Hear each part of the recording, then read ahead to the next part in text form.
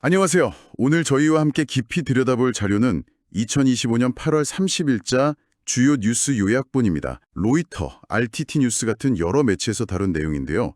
한국의 최신 경제정책 방향, 주요 지표들, 그리고 좀 주목할 만한 북한 경제 소식까지 담겨 있습니다. 이번 시간에는 이 뉴스 정보들을 잘 엮어서요. 현재 한국 경제와 그 주변 상황을 좀 더 입체적으로 파악해보고 앞으로 뭘 눈여겨봐야 할지 같이 한번 살펴보겠습니다.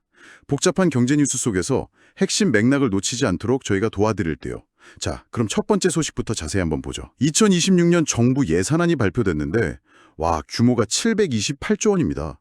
올해보다 8.1%나 늘어난 건데요. 상당히 공격적인 규모죠. 네, 정말 큰 폭의 증가입니다. 특히 눈에 띄는 게 그 AI 연구나 관련 산업 육성, 또 사회복지 강화, 그리고 국방력 증대, 여기에 약 40조 원이라는 돈이 집중 투자된다는 거예요. 그런데 이렇게 지출을 늘리면서 동시에 재정 적자율, 그러니까 나라 살림에서 수입보다 지출이 더 많은 비율이죠. 이게 4.0%로 높아지고요.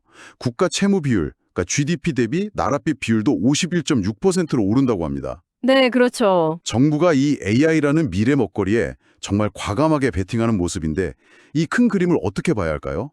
성장 잠재력을 키우려는 의지는 분명해 보이는데 재정 부담 우려도 같이 커지는 것 같아요. 네, 말씀하신 대로 예산안 규모나 내용 모두에서 정부의 아주 강력한 정책 의지가 읽힙니다. 그냥 예산을 늘리는 걸 넘어서 AI라는 특정 분야에 자원을 확 집중하는 모습.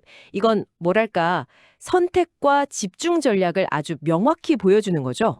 선택과 집중. 네, 단순한 확장 재정을 넘어서 AI를 중심으로 성장 잠재력을 회복하겠다. 여기에 그야말로 사활을 걸고 있다. 이렇게 볼 수 있습니다. 자료에도 나오지만 이재명 정부가 이미 AI라 혁신 분야 발전을 위해서 100조 원 규모 펀드 조성 계획을 포함해서 한 30여 개 정책 패키지를 발표했었거든요. 100조 원 펀드요? 네, 이번 예산안은 바로 그 계획을 뒷받침하려고 구체적으로 재정을 투입하겠다는 의지를 보여주는 겁니다. 일종의 재정 펌프 역할이죠. 이걸 통해서 AI 기술 혁신이라 산업 생태계 구축에 정부가 마중물을 붓겠다. 이런 강력한 신호로 해석할 수 있어요.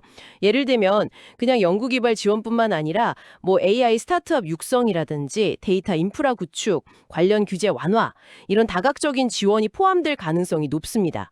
결국 미래 성장 동력 확보를 위해서 단기적인 재정 부담은 좀 감수하겠다. 이런 결정인 셈이죠. 100조 원 펀드에 이번 예산까지 더하면 AI 분야에 대한 기대나 투자가 정말 엄청나네요. 하지만 말씀하신 것처럼 재정 적자율 4.0%, 국가 채무 비율 51.6%, 이 숫자는 결코 가볍게 볼 수 없을 것 같은데요. 맞습니다. 미래를 위한 투자라고는 하지만 당장 나라 곳간이 비어가는 속도가 빨라지는 거잖아요. 이거에 대한 걱정은 없을까요? 그리고 또 AI 투자가 단기적으로 이런 재정 부담을 상쇄할 만큼 그렇게 빨리 성과를 낼 수 있을까? 이것도 좀 의문이고요. 정확한 지적이십니다. 재정 건전성 악화는 분명히 큰 부담 요인이에요. 미래 성장을 위한 투자라는 명분, 그리고 현실적인 재정 제약, 이 사이에서 균형을 어떻게 맞출 것인가가 앞으로 몇 년간 한국 경제에 아주 중요한 과제가 될 겁니다. 그렇군요.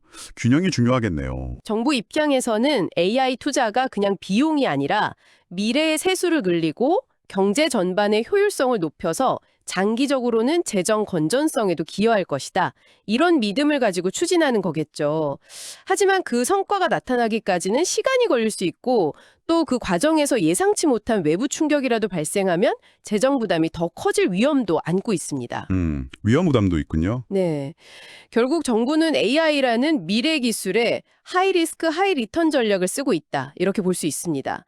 성공하면 경제의 새로운 도약을 이끌겠지만 실패하거나 성과가 더디면 재정 문제라는 혹을 달게 될 수도 있는 거죠. 정부가 미래를 보고 엑셀러레이터를 이렇게 밟고 있는 동안에요. 통화 정책을 담당하는 한국은행은 좀 다른 움직임을 보였어요. 기준금리를 2050%로 동결했습니다. 올리지도 내리지도 않은 거죠. 네, 동결했죠. 이 결정 배경에는 부동산 시장의 불안정성, 그리고 높은 가계부채 수준에 대한 우려가 크게 작용했다고 합니다. 게다가 미국과의 잠재적인 무역 갈등 가능성 같은 대외적인 위험 요인도 고려했다고 하고요. 네, 여러 요인이 복합적으로 작용한 결과죠. 듣다 보니까 정말 흥미로운 지점인데요. 정부는 대규모 재정 투입으로 성장을 밀어붙이려고 하는데 중앙은행은 금리를 묶어두면서 오히려 안정성의 무게를 두는 듯한 모습이에요. 왜 이렇게 엇박자처럼 보이는 상황이 나오는 걸까요? 물론 자료에서는 하반기 금리 인하 가능성도 열어두고 있다 이렇게 덧붙이긴 했지만요. 현재로서는 상당히 신중한 태도 같아요. 바로 그 점이 현재 한국 경제의 복합적인 상황을 잘 보여주는 대목입니다. 통화당국, 그러니까 한국은행은 여러 가지 상충하는 목표 사이에서 아주 어려운 줄타기를 하고 있는 셈이에요. 아, 줄타기요. 네, 한쪽에서는 경기 둔화를 막으려면 금리를 내려야 한다 이런 압력이 있고요. 다른 한쪽에서는 이미 위험 수위에 다다른 가계부채 문제, 또 언제 다시 불안해질지 모르는 부동산 시장, 이걸 안정시켜야 하는 과제가 있는 거죠. 가계부채 문제가 심각하긴 하죠. 그렇죠.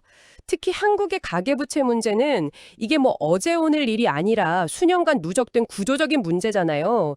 그래서 섣불리 금리를 인하했다가는 자칫 부채 문제를 더 키우고 금융 시스템 전체의 불안정성을 높일 수 있다. 이런 우려가 상당히 큽니다. 그럴 수 있겠네요. 결국 이번 금리 동결은 경기 부양보다는 금융 안정 리스크 관리에 우선순위를 둔 결정이다. 이렇게 해석할 수 있습니다. 정부의 재정 정책이 성장에 초점을 맞추고 있다면 한국은행의 통화 정책은 일단 안정에 방점을 찍고 상황을 좀 지켜보겠다. 이런 의지를 보인 거죠. 안정의 방점을 찍었다. 네, 하반기 금리 인하 가능성을 언급한 것은 앞으로 경기 상황이 더 나빠질 경우에 대응할 여지를 남겨둔 정도, 이 정도로 이해할 수 있습니다. 정부의 공격적인 투자 드라이브가 실제 효과를 내기 시작하면 그때 가서 통화정책 방향을 다시 고민할 수도 있겠죠. 아하, 그러니까 정부는 성장을 위해 돈을 풀고 있고 중앙은행은 혹시 모를 위험에 대비해서 브레이크 위에 발을 딱 올려놓고 있는 그런 형국이군요. 네, 비유가 적절하네요. 그렇다면 이런 정책 조합 속에서 실제 산업 현장의 체감 경기는 어떤 모습일까요? 마침 8월 제조업 구매 관리자 지수, PMI 지수가 발표됐는데 48.3을 기록했습니다. 네, PMI 지수가 나왔죠. 전달인 7월의 48.0보다는 아주 약간, 정말 약간 오르긴 했지만 여전히 기준선인 50을 밑돌고 있어요. 이 지수가 50 아래면 경기가 위축 국면에 있다는 의미인데 벌써 몇 달째 이런 상황이 이어지고 있는 거죠. 그렇죠. 계속 50 아래에 머물고 있죠. 자료를 보니까 특히 신규 주문이랑 수출 증가세가 둔화된 게 부담 요인이라고 지적하고 있습니다. 정부의 AI 투자가 아직 현장까지 그 온기를 전달하지는 못하고 있는 걸까요? 네, 바로 그 점을 시사하는 지표라고 볼 수 있습니다. 이 PMI 지수는 기업 구매 담당자들의 설문조사를 바탕으로 만들어지기 때문에 현장의 체감 경기를 비교적 잘 반영하거든요. 현장 체감 경기. 네, 48.3이라는 숫자는 정부의 확장적 재정 정책에도 불구하고 아직 제조업 현장에서는 뚜렷한 경기 회복 신호를 느끼지 못하고 있다. 이걸 보여줍니다. 특히 제조업의 핵심 동력이라고 할 수 있는 신규 주문과 수출이 부진하다는 점은 좀 우려스러운 대목이죠. 네, 그 부분이 좀 걸리네요. 이건 국내 수요뿐만 아니라 글로벌 경기 둔화의 영향도 받고 있다는 걸 시사합니다. 어쩌면 정부가 쏟아붓는 AI 투자는 당장 오늘 내일의 제조업 경기를 살린다기보다는 좀 더 장기적인 체질 개선 그리고 미래 산업 구조 전환에 초점이 맞춰져 있을 수도 있고요. 장기적인 관점일 수 있다. 네, 그리고 이 PMI 지표는 한국은행이 왜 금리를 동결하면서 신중한 태도를 유지하는지 이걸 다시 한번 설명해주는 측면도 있습니다. 실물 경제, 특히 주력 산업인 제조업의 회복세가 아직 가시화되지 않은 상황이잖아요. 이런 상황에서 섣불리 금리를 조정하기보다는 정부의 재정 정책 효과가 나타나기를 좀 기다리면서 대내외 경제 여건 변화를 좀 더 지켜보겠다. 이런 의도가 깔려 있는 거죠. 예를 들어서 반도체 말고 다른 주력 제조업 분야, 뭐 자동차나 석유화학 같은 분야의 업황이 개선되지 않으면 전반적인 제조업 경기 회복은 더딜 수밖에 없거든요. 그렇군요. 정부가 그리는 큰 그림과 당장의 현실 사이에는 아직 좀 간극이 있다. 이런 말씀이시네요. 네, 그렇게 볼 수 있습니다. 그렇다면 앞으로 이 간극이 메워질지 또 언제쯤 메워질지를 가늠하기 위해서 어떤 점들을 좀 주목해야 할까요? 재정정책 효과가 본격적으로 나타나는 시점이라든지 아니면 뭐 글로벌 경기 변화 같은 걸 봐야 할까요? 정확합니다. 몇 가지 중요한 관전 포인트가 있어요. 첫째는 정부의 AI 투자가 구체적으로 어떤 성과를 내기 시작하는지입니다.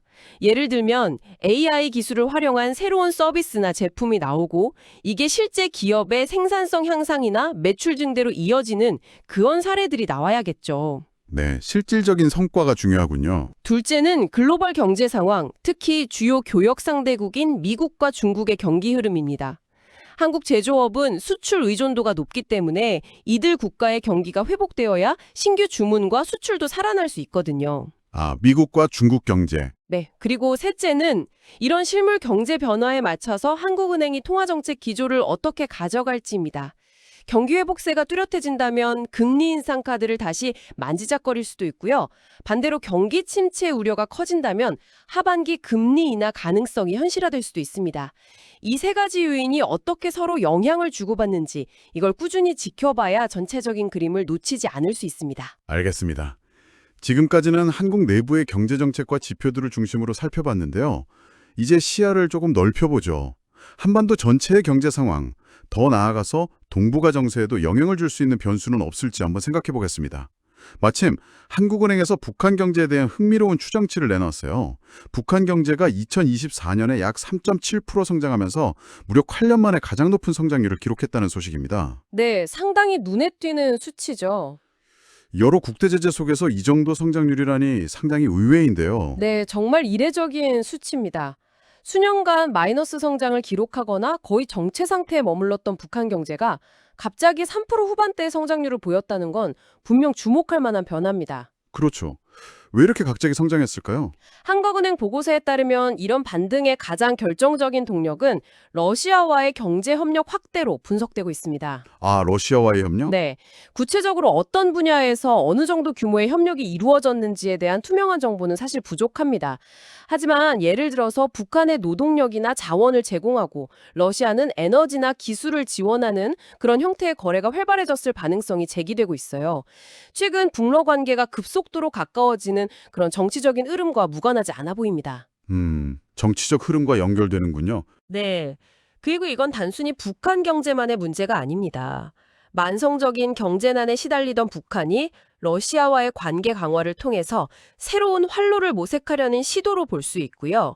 이건 동북아시아 전체의 지정학적 구도에도 상당한 영향을 미칠 수 있는 변수입니다. 지정학적 변수요? 네. 러시아로부터 경제적 지원이나 협력을 얻는 대가로 북한이 군사적인 협력, 예를 들어 무기 거래 같은 데 나설 가능성도 배제할 수 없기 때문이죠. 아, 그렇군요. 러시아와의 협력이 핵심 동력이었다는 분석이네요. 단순히 경제적인 교류를 넘어서 정치, 군사적인 측면까지 연결될 수 있는 그런 복잡한 문제라는 생각이 듭니다. 맞습니다. 아주 복합적인 사안이죠. 그렇다면 이 협력이 앞으로도 계속 북한 경제 성장을 이끌 수 있을까요? 아니면 일시적인 현상에 그칠 수도 있을까요? 바로 그 점이 핵심적인 질문입니다. 현재로서는 러시아와의 협력이 북한 경제에 지속 가능한 성장 동력을 제공할 수 있을지는 좀 미지수예요. 아, 미지수다. 네, 러시아 자체도 서방 제재 등으로 경제 상황이 녹록치 않고요. 또 북한과의 협력이 국제사회에 추가적인 제재나 압박을 유발할 수도 있습니다.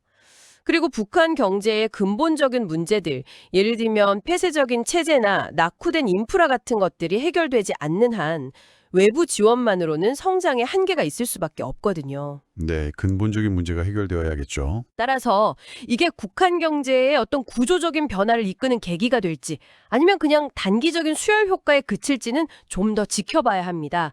더 중요한 것은 이런 런너 밀착 강화가 한반도의 안보 환경 그리고 주변국과의 관계에 미칠 장기적인 파급 효과입니다. 경제 성장률이라는 숫자 너머에 있는 지정학적 함의를 깊이 있게 읽어내는 것이 중요해요. 이건 단순히 경제 분석을 넘어서 국제관계나 안보 차원에서의 면밀한 관찰과 분석이 필요한 부분입니다.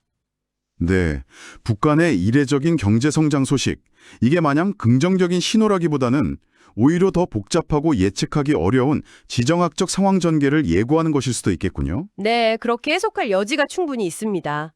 오늘 저희는 2025년 8월 30일자 주요 뉴스 요약 자료를 통해서 한국 경제와 그 주변의 여러 중요한 흐름들을 다각도로 짚어봤습니다.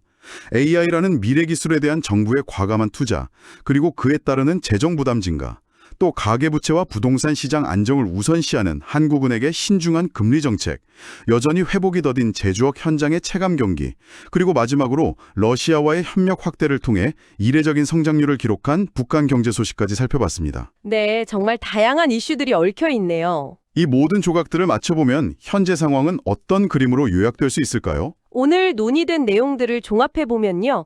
현재 한국 경제는 마치 여러 개의 공을 동시에 저글링하면서 앞으로 나아가려는 고개사와 같은 모습입니다. 아, 고개사요. 네. AI라는 새로운 성장 엔진에 크게 베팅하면서 미래를 향해 도약하려고 하지만 발밑께는 높은 가계부채, 불안정한 부동산 시장, 그리고 주력 산업인 제조업 부진이라는 현실적인 제약들이 놓여 있는 거죠. 여기에 더해서 미국과의 통상 마찰 가능성 같은 대외적인 불확실성, 그리고 북한 러시아 밀착 강화라는 예측하기 어려운 지정학적 변수까지 더해져서 앞으로 나아갈 길이 결국 순탄치만은 않아 보입니다. 정말 복합적인 상황이네요. 중요한 것은 이 각각의 요인들이 서로 독립적으로 움직이는 게 아니라 매우 긴밀하게 영향을 주고받는다는 점입니다. 예를 들어서 AI 투자의 성과가 가시화되면 제조업 경기에 긍정적인 영향을 줄 수 있고 이게 다시 통화정책 운용의 폭을 넓혀줄 수 있겠죠. 네네. 반대로 대외 경제 여건이 악화되면 아무리 재정을 투입해도 경기 회복이 더딜 수 있고 이건 재정 부담을 더욱 가중시킬 수 있습니다. 따라서 어느 하나의 지표나 정책 방향만 볼 게 아니라 이들 간의 복잡한 상호작용과 전체적인 흐름을 지속적으로 관찰하는 것이 현 상황을 이해하는 데 핵심이라고 할 수 있겠습니다. 네, 정말 하나하나가 얽혀있는 복합적인 상황이라는 점을 다시 한번 확인하게 됩니다. 오늘 저희의 심층 분석을 마무리하면서요, 이 방송을 듣고 계신 여러분께 한 가지 질문을 던져보고 싶습니다. 오늘 논의된 여러 요인들, 정부의 대규모 AI 투자, 누적된 가계부채 문제, 제조업 경기 회복 여부, 대외 경제 환경 변화, 그리고 북한 러시아 관계 같은 지정학적 변수까지 이 모든 것을 고려했을 때요. 앞으로 한국 경제의 향방을 가늠하는 데 있어 여러분이 개인적으로 가장 중요하게 지켜봐야 할 단 하나의 요인을 꼽는다면 무엇일까요? 이 질문에 대해 잠시 생각해 보시는 것도 오늘 저희와 함께한 시간을 의미 있게 마무리하는 방법이 될 것 같습니다. 오늘 저희와 함께 이 복잡한 뉴스 속 숨겨진 의미들을 깊이 있게 들여다봐 주셔서 감사합니다.